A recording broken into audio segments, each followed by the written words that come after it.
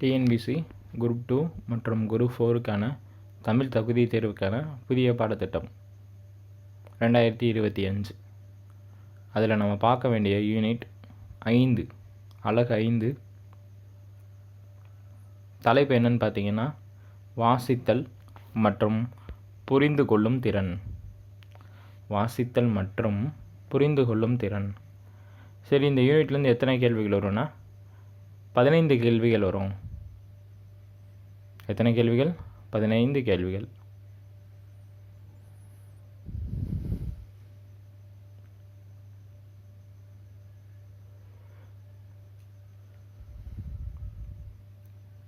Unit 5 பேர் என்ன? வாசித்தல் மற்றும் புரிந்து கொள்ளும் திறன். எத்தனை கேள்விகள் வரும்? 15 கேள்விகள் வரும். இந்த தலைப்பு பார்த்திங்கன்னா ரொம்ப சிம்பிள் தான். ஒரு பெரிய ஒரு பத்தியை கொடுத்துருவாங்க. அந்த பாராவை நீங்கள் வாசித்து பார்த்துட்டு கீழே எத்தனை வினாக்கள், ஒரு 5 வினாக்கள் டு 10 வினாக்கள் கொடுப்பாங்க. மினிமம் 5 வினாக்கள் கொடுப்பாங்க. அந்த 5 வினாக்களுக்கு நீங்கள் அதை வாசித்து பார்த்துட்டு கீழே ஆன்சர் பண்ணணும். அதுக்கு ஆப்ஷன் இருக்கும். ஆனால் நம்ம இந்த வீடியோவில் ஆப்ஷன் கொடுக்கல, ஞாபகம் வச்சுக்கணும். ரொம்ப ஈஸியான தலைப்பு தான் எல்லோரும் ஸ்கோர் பண்ணுறதுக்கு. வாசித்தல் மற்றும் புரிந்து கொள்ளும் திறன். அப்போ வாசித்தல் பழக்கம் உங்களுக்கு அதிகமாக இருக்கணும். எதுக்கு இந்த யூனிட்டை அவங்க கொண்டு போய் சேர்த்துருக்காங்க அப்படின்னா, இப்போ நீங்கள் கவர்மெண்ட் ஆஃபீஸர் ஆகிட்டீங்க அப்படின்னா உங்களுக்கு நிறையா ரெக்கார்ட்ஸ் வரும். அதை நீங்கள் சரியாக வாசித்து பார்க்குறீங்களா? சரி, வாசித்து பார்த்துட்டு அதை நீங்கள் எந்த விதத்தில் புரிஞ்சுருக்கீங்க, அப்போ வாசிக்கவும் தெரியணும். சேம் டைம்ஸ் ஒரு கொஸ்டின்ஸ் கேட்டால் அந்த வாசித்தல் இருக்க பாராவை புரிஞ்சு நீங்கள் எப்படி ஆன்சர் பண்ணுறீங்கன்னு உங்களுடைய தமிழ் அறிவை உங்களுடைய எலிஜிபிலிட்டியை செக் பண்ணுறதுக்காக அந்த யூனிட்டை சேர்த்துருக்காங்க. ரொம்ப முக்கியமான ஒரு யூனிட்டு. 15 கேள்விகள் இருக்குது. அதான் ரொம்ப முக்கியம். இப்போ நம்ம தலைப்புக்குள்ளே போயிடுவோம்.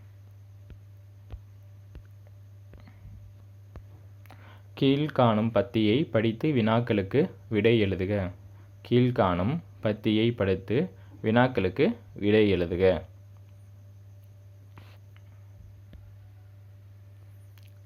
இந்திய விடுதலைக்கு பாடுபட்டவர்களுள் ஒருவர் வ.உ. சிதம்பரனார். இது எல்லாத்துக்கும் தெரியும் ஆல்ரெடி. வ.உ.சி. அவர்கள்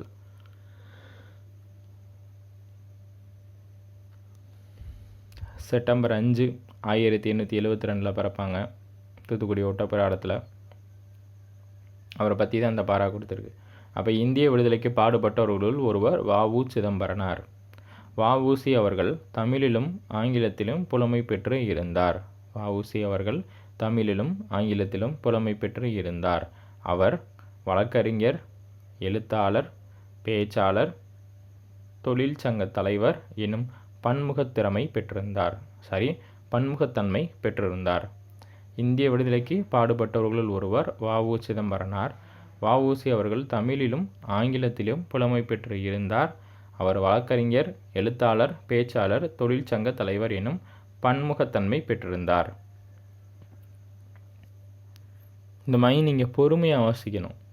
டக்குன்னு என்ன செய்யக்கூடாது, ஓடக்கூடாது. பொறுமையாக வாசித்தாதான் அந்த பொருளை நீங்கள் ஈஸியாக புரிஞ்சுக்கிற முடியும்.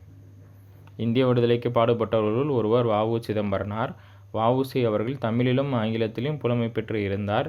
அவர் வழக்கறிஞர், எழுத்தாளர், பேச்சாளர், தொழிற்சங்க தலைவர் எனும் பன்முகத்தன்மை பெற்றிருந்தார். இதுதான். இதுக்கப்புறம்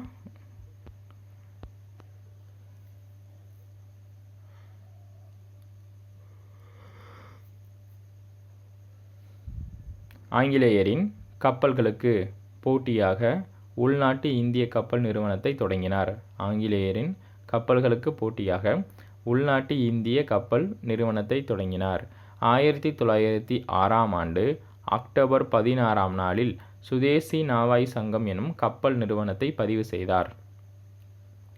1906ஆம் ஆண்டு அக்டோபர் 16ஆம் நாளில் சுதேசி நாவாய் சங்கம் எனும் கப்பல் நிறுவனத்தை பதிவு செய்தார். வ.உ.சி. சென்னை செல்லும்போது பாரதியாரை சந்திப்பதை வழக்கமாக கொண்டிருந்தார். வ.உ.சி. சென்னைக்கு செல்லும்போது பாரதியாரை சந்திப்பதை வழக்கமாக கொண்டிருந்தார். மேலும் பாரதியார் பாடல்களை விரும்பி கேட்பார். பாரதியாரின் பாடல்களை விரும்பி கேட்பார்.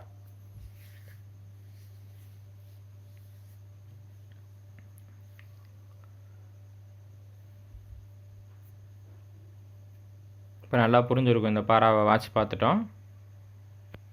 ரொம்ப சிம்பிள். சுதேசி நாவாய் சங்கத்தை ஆரம்பிச்சிருக்காரு அக்டோபர் 16, 1906. சென்னை வரும்போது பாரதியாரை பார்க்குறாரு, அவரோட பாட்டையும் கேட்குறாரு. முடிஞ்சு போச்சு. இதுதான் அதில் இருக்க கண்டென்ட்டு. இப்போ கேள்விக்குள்ளே போயிடுவோம். வினாக்கள் 1. சுதேசி நாவாய் சங்கத்தை நிறுவியவர் யார்? சுதேசி நாவாய் சங்கத்தை நிறுவியவர் யார்? விடை வ.உ. சிதம்பரனார், 1906 அக்டோபர் 16. சுதேசி நாவாய் சங்கத்தை நிறுவியவர் யார்?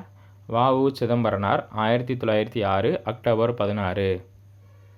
சுதேசி நாவாய் சங்கத்தை நிறுவியவர் வ.உ.சி, 1906 அக்டோபர் 16. அடுத்த கேள்வி. வ.உ.சி சென்னைக்கு செல்லும்போது யாரை சந்திப்பதை வழக்கமாக கொண்டிருந்தார்? வ.உ.சி சென்னைக்கு செல்லும்போது யாரை சந்திப்பதை வழக்கமாக கொண்டிருந்தார்? ஆன்சர் பாரதியார். ஆன்சர் பாரதியார். வ.உ.சி அவர்கள் யாருடைய பாடல்களை விரும்பி கேட்பார்? வ.உ.சி அவர்கள் யாருடைய பாடல்களை விரும்பி கேட்பார்? ஆன்சர் பாரதியின் பாடல்களை. ஆன்சர் பாரதியின் பாடல்களை.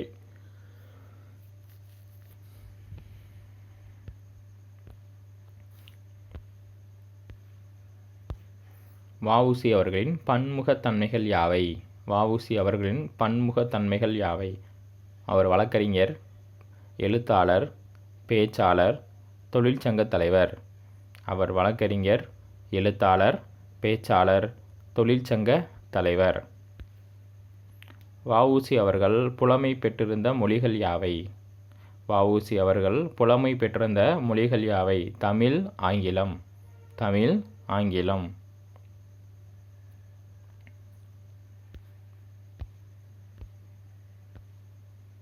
இதுதான் அந்த 5 கேள்வி. இப்போ அந்த பாராக்கு போயிடுவோம்.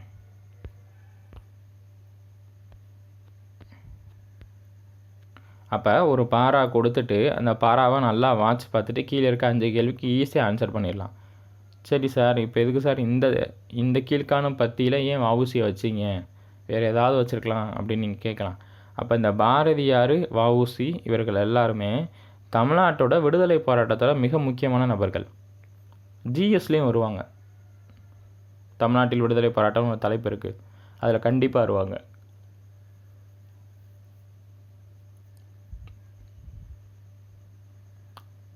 இப்போ உங்களுக்கு புரிகிற மாதிரி சொல்கிறேன்.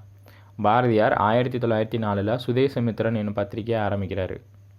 1906 இந்தியா என்னும் வார இதில் சனிக்கிழமை தோறும் வெளிவர மாதிரி வெளியிடுறாரு. 1908 தான் சுதேசி இயக்கத்துக்கான சுயராஜ்ய நாளை கொண்டாடுறாரு. இந்த சுயராஜ்ய நாளை கொண்டாடும் போது தான் வ.உ.சி, பாரதியார், சுப்பிரமணிய சிவாவுக்கு தேசத்துரோக வழக்கு சாத்தப்படுது ஆங்கில அரசால். அப்போ இங்கே தான் ஆங்கில அரசுக்கு எதிராக இவங்க என்ன செய்கிறாங்க? பாரதியார் தன்னோட கவிதைகளை அச்சிட்டு பிரதிட்டு கொடுக்குறாரு. அங்கே தான் பிரச்சனை ரொம்ப வெடிக்குது. இது ஒரு பக்கம் இருக்கட்டும். இங்கே தான் அந்த ஸ்டார்டிங் பாயிண்ட்டு. அப்போ வ.உ.சி அவர்கள் என்ன செஞ்சாங்க அப்படின்னா, இந்த சுதேசி நாவாய் சங்கத்தை 1906 அக்டோபர் 14 உருவாக்குறாங்க. Point number 1. எவ்வளோ லட்சம் முதலீட்டில் உருவாக்குறாங்கன்னா 10 லட்சம் முதலீட்டில். அப்போ வ.உ.சி அவர்கள் சுதேசி நாவாய் சங்கத்தை எத்தனை லட்சம் முதலீட்டில் உருவாக்குகிறார் அப்படின்னா 10 லட்சம் முதலீட்டில். சரி, இவருக்கு உறுதுணையாக இருந்தது யாருன்னா பாலகங்காதர திலகர்.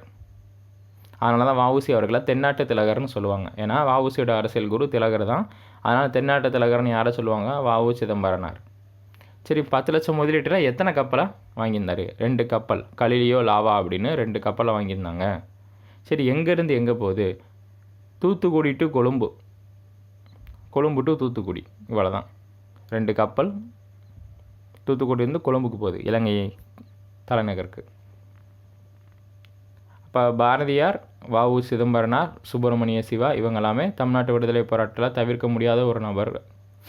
அது மட்டும் இல்லாமல் 1908 அந்த சுயராஜ்ய நாளை எப்படி கொண்டாடுறாங்கன்னா, விபின் சந்திரபாலோட விடுதலையை கொண்டாடுறாங்க. அங்கே தான் திருநெல்வேலி கழகம் 1908 நடக்குது. இந்த பிரச்சனையால தான் வ.உ.சி அவர்கள் சிறை தண்டனையும் சாத்தப்படுறாங்க. எத்தனை வருடம் அப்படின்னா 2 ஆயுள் தண்டனை, அதாவது 40 ஆண்டுகள். ஒரு ஆயுள் தண்டனை 20 வருஷம், இது 2 ஆயுள் தண்டனை, மொத்தம் 40 வருஷம். இதெல்லாம் கேள்வி கேட்பாங்க, ஞாபகம் வச்சுக்கணும். அப்போ சுதேசி நாவாய் சங்கம், அதனால தான் இவருக்கு கப்பலோட்டை தமிழன் என்னும் ஒரு சிறப்பு பெயர் இருக்குது. 7th புத்தகத்தில் இருக்கும். மீண்டும் அடுத்த வீடியோவில் சந்திப்போம்.